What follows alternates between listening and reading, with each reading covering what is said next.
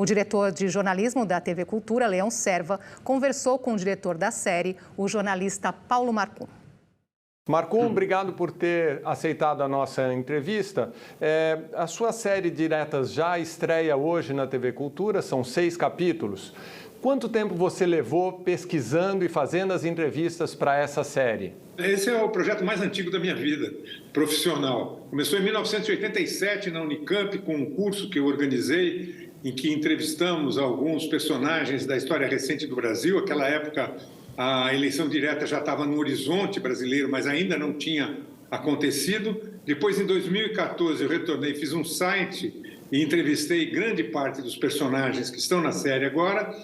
Aí surgiram 2 livros, O Brado Retumbante, em 2014 também, que aprofundam mais essa questão de como é que o Brasil derrotou o regime militar, a chamada ditadura, né? E agora, finalmente, a série que vai ao ar na TV Cultura e que coloca esses personagens relembrando não apenas as diretas, mas também todo o processo que começa lá em 1964, com a queda do regime do governo João Goulart, e termina com a eleição e a posse de José Sarney como vice-presidente da República, já que Tancredo não assumiu.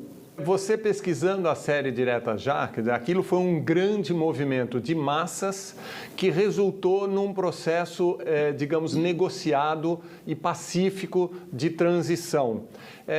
Observando este momento atual, à luz daquele lá, como você vê esse processo, aquela uma ruptura negociada e esta uma aparente transição bastante atabalhoada ou até violenta? Pois dá a impressão que são 2 países, né? Mas, na verdade, se a gente olhar um horizonte mais distante da história brasileira, a gente vai ver que nós sempre alternamos momentos de conciliação e acordo, né? 1961, por exemplo, quando o Jango foi impedido de tomar posse, acabou no parlamentarismo, é um exemplo. A posse de Juscelino Kubitschek é outro exemplo. Mas também houve momentos de confronto e de ruptura, né, e de tentativa de golpe, né?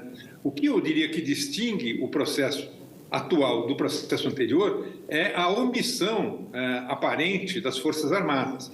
Quer dizer, se as Forças Armadas tivessem embarcado, ou se elas embarcarem numa aventura como a que foi planejada e realizada de forma aparentemente, eu só acho aparentemente confusa, né? A situação seria muito diferente.